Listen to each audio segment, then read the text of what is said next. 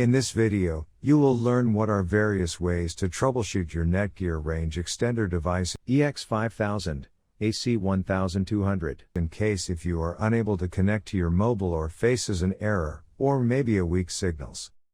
The first thing that you can do is try rebooting your Netgear Range Extender and your router.